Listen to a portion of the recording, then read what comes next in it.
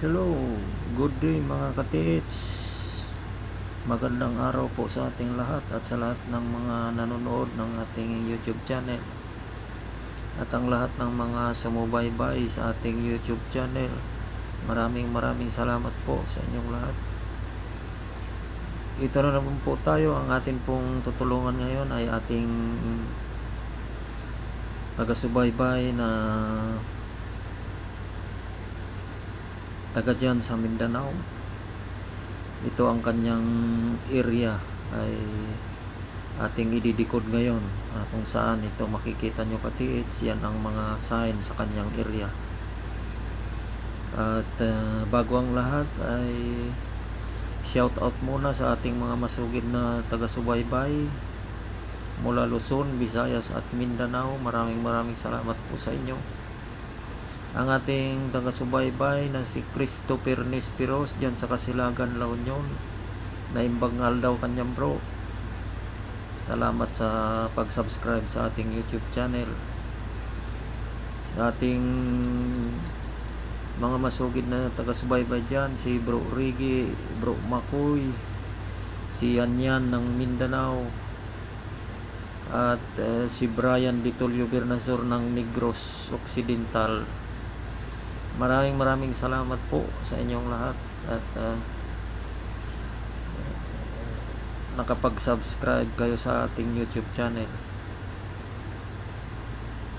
Mga katiits, itong inyong nakikita ay yan po ang isang area ng ating taga-subaybay. Yan ay ang lahat na yan ay yan ang mga sign sa kanyang area. Yan, isang turtle, tatlong turtle yung mga magkakasunod sa dalawa, tatlo. Yan. So mga katiits, idikod natin ngayon kung paano natin makikita kung nasaan yung mga possible digging spot. Ito po ay sign ng heart, may heart na nakaukit sa bato malalim base sa chat ng ating masugid na taga-subaybay. Ito ay sign ng paa na walang daliri, at ito naman ay sign ng X sa kawan. Tapos dito mga katiits ay baliktaran ng B sign, baliktaran. Yan ang sign sa kanyang area. Kung mapapansin nyo katiits, ay base sa ating paglikod, itong mga naka-highlight mga katiits, yan ang possible na digging spot sa kanyang area. So paano po natin na laman mga katiits na dyan nga ang possible digging spot? Base sa sign ng kanyang area mga katiits, ay makikita natin na lahat ito ay nagpapahiwatig ng mga direksyon. Ito ay isang pyramid na bato, kung saan yan po ay nagsasabi at nagsisimbolize na siya ay nasa south.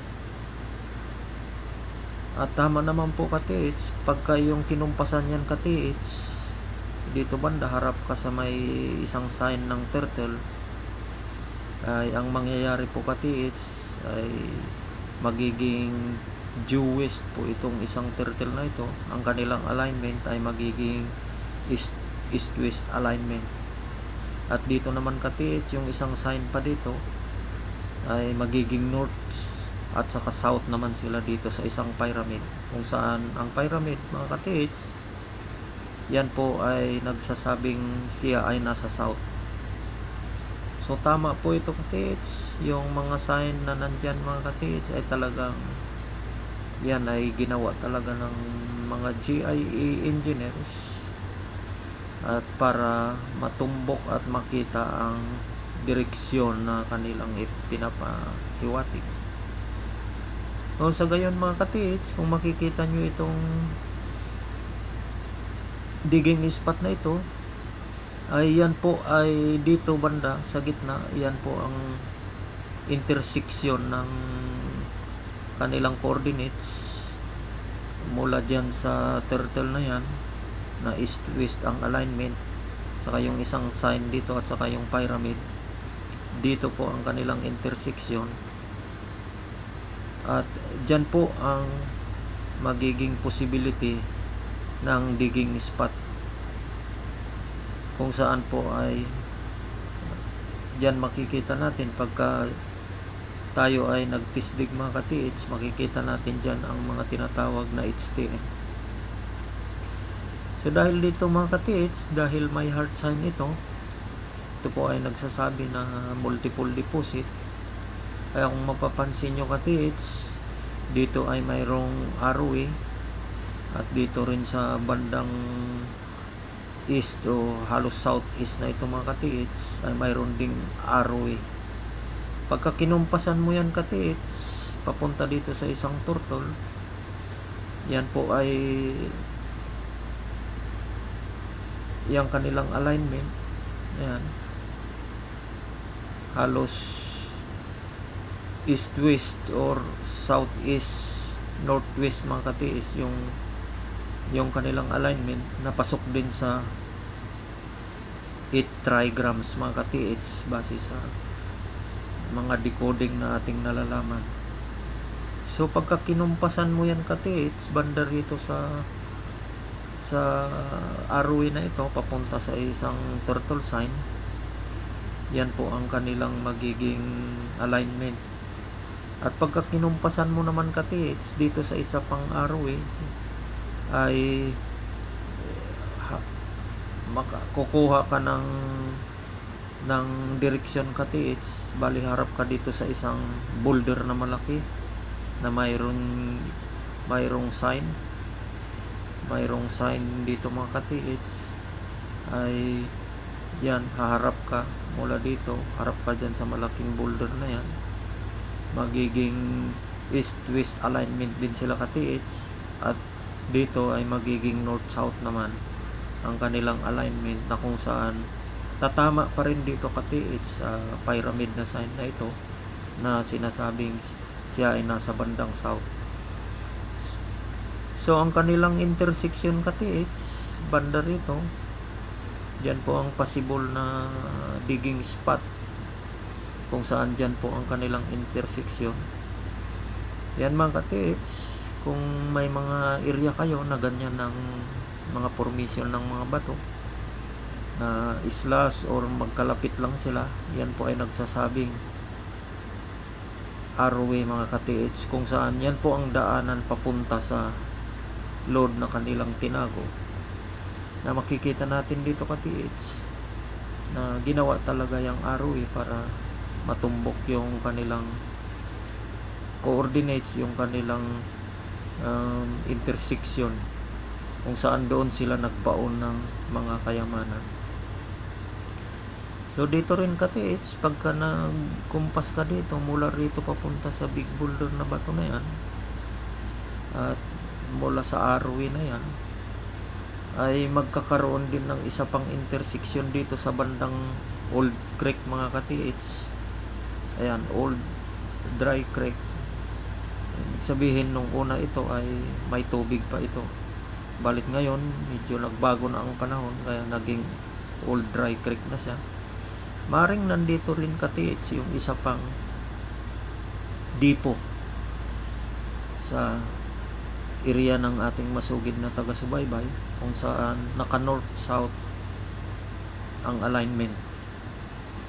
Itong mga depot na ito mga ka-TH ay masasabi nating mga big load ito, dahil yung kanilang alignment ay nasa north-south lahat ang kanilang alignment, north-south alignment mga ka-TH.